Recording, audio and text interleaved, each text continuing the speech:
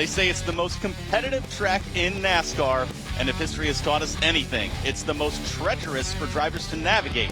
It's Talladega, people, and anything can happen. And that's an iconic track, but guess what? So is this. From one iconic track to another, we're getting you ready for today's race from America's home for racing, Charlotte Motor Speedway, and this is the iconic show around the track. My name is Will Kunkel. That is the ever so stiff Josh Sims today. Unfortunately, Josh is on assignment today, so we're making a call-up. That's Joe Morano, everybody. Let's hear it for Big Joey. Hey, Appreciate buddy. it. Thanks for being on Around the Track. Thank you for having me. Josh is on assignment, so I get the more fun assignment of doing this show with you guys, now, all he's right? on vacation, so I don't know about that. Pretty much. All right, Josh. We got a lot to talk about on this show, don't we, my dear? Yeah, certainly do. We have an exclusive interview with Denny Hamlin coming your way on this show, and also we're going to be visiting with a driver analyst for this afternoon, too. Cody Ware is in the house. We're going to talk to him in just a little bit, but we got to go down to Dega, and we got to get dirty down there because this track is so much fun. At least it is for me because I don't have to drive down there, so I really enjoy it. Here's two things you can count on: lots and lots of high speed, and then hopefully some crashes, but obviously we want everyone to be okay. Just a little bit of entertainment for us here on television. This super speedway always produces close action, including speeds that exceed 200 miles an hour. But here's something maybe we shouldn't count on like we have the rest of this young season. A surprise winner, although I think it could be a surprise winner because Dega is, while it is a true test of the best, you know, Joey Logano, Brad Keselowski, Denny Hamlin, Ryan Blaney have all won multiple times here. Yeah, sure, that's true. But at the same time, anybody can win, Joe. Don't forget, this remixed schedule has had the drivers on a string of short tracks recently, Will. So this is the first time NASCAR has actually let the drivers cut it loose in, well, over a month, actually. So what better way to get them back into that than at Dega? Let's hear what the drivers have to say about it. Any speedway race, Talladega, Daytona, understanding what can happen, you know, kind of the unpredictability of those places on, hey, I could get tore up lap 2 and just kind of get caught up in someone else's mess. But I like the racing. It's just a different kind of racing. You know, it's like you said, a kind of a chess match sort of deal of what lane you think is coming at the right time and you jumping in it and trying to work lanes and things like that. It's a neat style of racing. No, I expect Talladega to be same old Talladega. You know, it's going to be exciting. There's going to be a lot of, you know, close racing and pushing and shoving. There's probably going to be a big wreck, and you know, it's just a matter of hoping that you're ahead of the big wreck or that you miss it. So yeah, that's same old Talladega. I love the analysis from those drivers, but we need some more analysis from another driver that's actually going to be in today's race, from Rick Ware Racing, driver of the 51 Chevy Camaro. It's Cody Ware with us. Cody, what's up, buddy? Thanks for joining us. Yeah, just glad to be here and getting ready for some fast-paced action after being at a couple of short tracks for the past couple of weeks. Thanks for having me on. All right, my man. Talladega, one of the best tracks, one of the most beloved tracks. I love the track, mainly because I don't have to partake in it. Viewers love it. Do you love it? Oh, absolutely. We actually had our career best finish last year in the fall race, so couldn't be more stoked to put some of the short track racing behind us where tempers flare and a lot of things happen. And so to be able to get back to over 200 miles an hour and before the green flag drops, your adrenaline's already pumping. It's one of the few tracks that really does that for me. So to get back to that, I just can't wait. I'm already stoked. And you know what? We just heard some of the drivers talk about the anticipation of big wrecks and things. That super speedway racing is going to give way to that. When you are out there and you're driving around, what do you do to try to avoid getting involved in the big one? What's the strategy there? Yeah, strategy is pretty simple. I mean, everyone knows that plate racing is synonymous with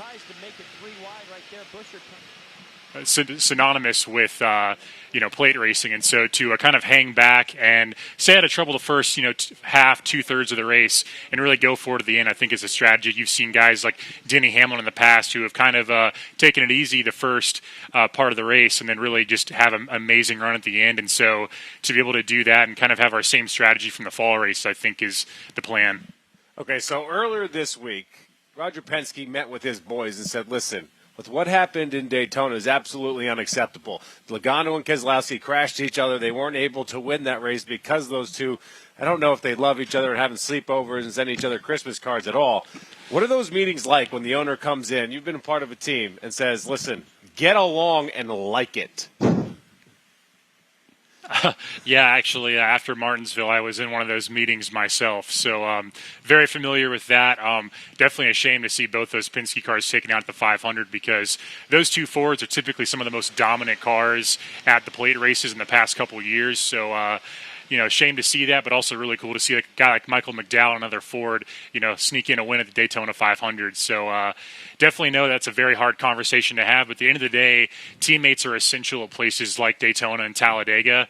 So if anything, those are the two places where you need to have friends, and your best friends are going to be your teammates. So if you're not getting along going into those races, it's going to be a long day for you. Hey, let's talk a little bit about something that you're involved with outside of the track right now, and something that I think is getting a lot of attention, deservedly so. We're talking about NASCAR's mental health awareness movement. Putting an emphasis on mental health is important for anyone just to be able to survive. Tell us more about your involvement with it and what the group's all about. Yeah, so we have a really good platform to do some things moving forward in May, which is Mental Health Awareness Month. I personally have been diagnosed with depression and anxiety. I've been on and off medicines for the last, 8, 9, 10 years of my life. So to be able to give back and use my platform being a race car driver to give back and do something that really makes an impact in the community and that really matters is something that really drives me both on and off the racetrack. And so even on days where it's difficult on the racetrack, it gives me the motivation and the drive to keep doing what I'm doing to show others that you can do what you want to do no matter how hard your struggles may be. And so going into the month of May, hopefully after having a great race weekend at Talladega, really means the world to me, and I'm excited to partner with NASCAR and do a lot of stuff with the mental health community moving forward. I mean, just a living example of it. I think you can be a real inspiration to a lot of kids. So very good to hear that you'll be involved with that. Just while we got you here, Cody, one quick question. What's your advice to kids out there or guys out there that may want to, kind of admit that they might have some mental issues going on like you did and come out and be public with it? Yeah, I'd say don't be ashamed. Kind of wearing your heart on your sleeve and being very open about it is the first step to getting help. It's a lot like addiction and people that struggle with things like that. You have to admit that you have an issue and try to work on getting the help you need. I had a really hard time finding a therapist and working with somebody to kind of tackle a lot of the struggles that I was dealing with. So don't be afraid. Just talk to someone, whether that be your mother, your father, a close friend of yours. Just having a conversation to start opening that process, I think, is the most important thing.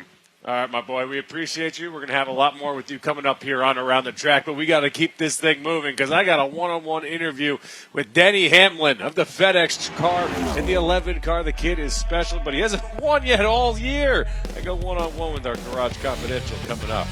And you want surefire picks to put in your fantasy lineup? How about just winners? We'll give you the winner of the GEICO 500 Victory Lane Locks is also on the way. And we've all seen them, the gimmick races at local tracks, but the one you're about to see, well, it doesn't end the way you think it probably should. Video you have to see to believe when Around the Track is next.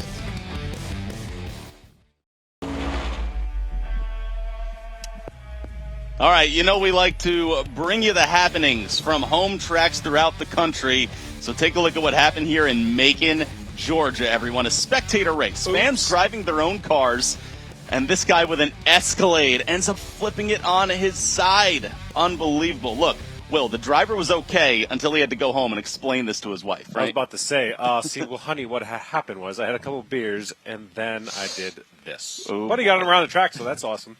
Unbelievable. Hey, let's go back to NASCAR, though. A big talking point so far this season has been Denny Hamlin. Leads NASCAR's Cup Series in points, but he doesn't have a win at all yet, Will. I don't know how that's actually possible because wait until you see his stats in just a little bit. But right now it's the Garage Confidential as me and the driver of the 11 car go mano a mano. Enjoy our talk. Denny, how's your season going? What do you think? Because a lot of guys out there would kill for your season. At the same time, it's probably not what you want to be doing.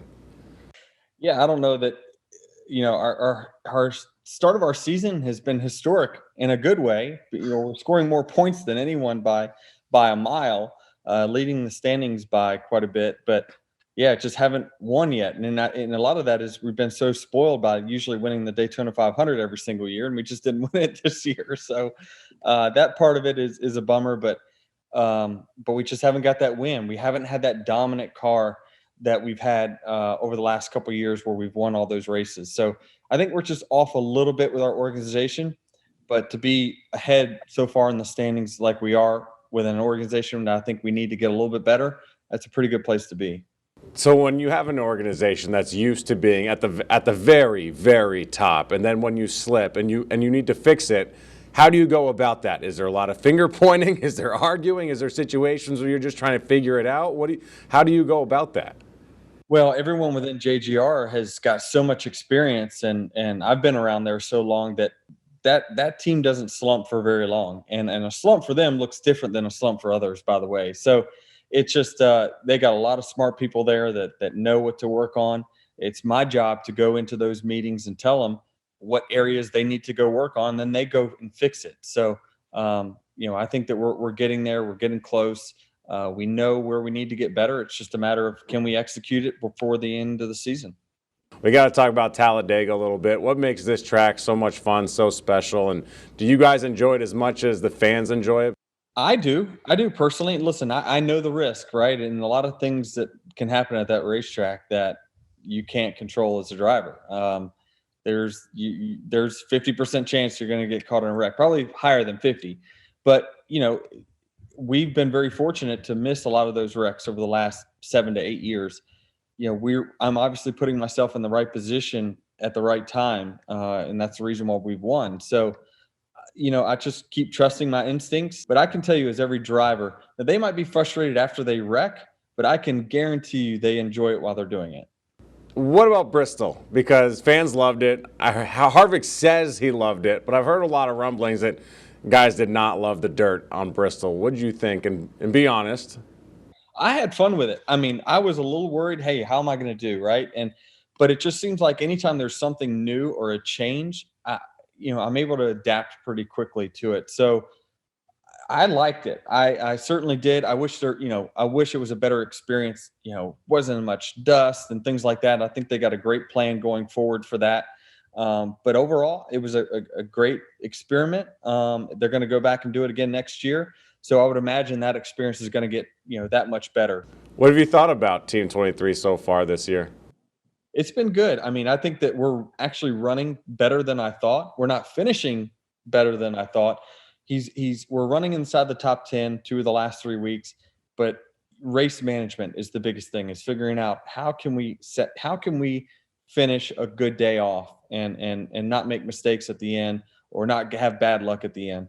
Those two things I think will make our team continue to build, but I'm really seeing a lot of progression with that team over the last 4 to 5 weeks and really starting to step up and outrun some guys that are very tough to beat. Well, here's the serious stuff. If this guy shows up on your doorstep, what do you do? What do you do if he shows up? Got to close the door, man. Just shut him out. All right. Well, then I'm really nervous to see what happens if this guy shows up on your doorstep. I ask him where's the well, first of all, my kids are going to go crazy because they're going to say, hey, did you bring any candy with you? So you'll shut the door and chase his face, but you're letting Kyle in. Letting Kyle in only because he's bringing candy. Fair enough, Denny. We appreciate you, buddy. Good luck in this week's race. All right. Thank you. Another thank you to Denny before joining us here on Around the Track. And here's Hamlin's season on paper. Through 9 races, he has 8 top 5 finishes. The only outlier now, 11th spot in Miami. He's completed every single lap. He's got 5 stage wins. Here's one of the most glaring stats, though. Look at the laps led. 649, most in NASCAR, and almost double the next driver behind him. That's his teammate Martin Truex Jr. at 360. So needless to say, JGR is doing all right now. But Cody, let's bring you back here. You've raced against Denny Hamlin. What's it like racing against him? He's definitely one of the toughest guys to beat. I put him up there with Kyle Busch and Martin Truex and all the guys that are up there every week. It's a lot of fun being out there with those guys. We are just 35 days away from revving up a Memorial Day tradition at this beauty, the CocaCola 600, and it's right here at Charlotte Motor Speedway. This is one of NASCAR's crown jewel races, and guess what? The fans will be packing the stands in this one because we are America. Let's go! Tickets are on sale now, and all you got to do is head on over to NASCAR.com for more information on tickets and healthcare protocols. But right now, it is time for our victory lane locks, and I need to make some money. I've been doing all right, but I want some cold, hard cash right now, Joseph. I get that. We need the winners, right? All right? The goal is to win it all. So let's take a look at what Vegas is saying and who the favorites are heading into this race today. Of course, the name that you'd expect is at the top. Denny Hamlin right there at 6.5 to 1 odds. Big gap between number 1 and number 2. Joey Logano is second at 9 to 1. That's followed by Ryan Blaney, who's had a good season, checking in at 10 to 1 odds. And then how about you've got your final two there. You've got also Ryan Blaney at 11 to 1. So always something to check out right there. All right, let's look at some of the mid-range boys here. That includes a guy who struggled this year, Kevin Harvick. He could be good at 20 to 1. Absolutely. I think Daddy's got an idea now. Second in hit points this season, that's Martin Truex Jr. He's all the way back at 22 to 1. Oh, maybe sprinkle a little cash there. Kyle Larson, Tyler Reddick. Then there's your dark horses. Bubba Wallace has done some damage at super speedways. He's 50 to 1. Cole Custer, 66 to 1. Cody, what's this 300 to 1 stuff for you, man? Come on. We're working on it little by little. What's your strategy today? Just stay out of trouble. You know, the first half of the race, kind of pull a Denny Hamlin and try to be there at the end to go make a move and go up front and take that checkered flag. You just avoid that big one. I guess you're good to go. But, Joe, my boy, speaking of the big one, go right ahead. I think we're going to roll with Kyle Busch on the picks for this one, guys, all right? I feel like we need a good name that's a big name that's going to find its way into a victory lane that maybe you haven't seen in a while right there. And Busch has run all right at Talladega here. He's a Joe Gibbs driver, has a 13th overall average, and finishes in the last 10 races there. Let's roll with Busch. Okay. So with this season going the way it is, I'm just kind of looking at the standings, and I'm looking at guys who are doing well this season, not killing it, but doing well, and I'm thinking Christopher Bell. Why not? This is what happens at Dega. Somebody can win, anybody can win at any given time. So I'm going with the 20 car. He's 10th in standing, so he's up there. He's doing all right. 2 top 5 finishes. So again, anybody can win. And again, this year, anybody has proven that they can win, so why not? And I'm going to sprinkle a little bit of cash on some of them higher paid guys. I think that's the smart way to go about that. And yeah, anyone's race out there. Just hope everyone enjoys it today. All right, Cody's on the plane. That's Joe. I'm Will. You guys have a safe, pleasant, and blessed Sunday. Enjoy it.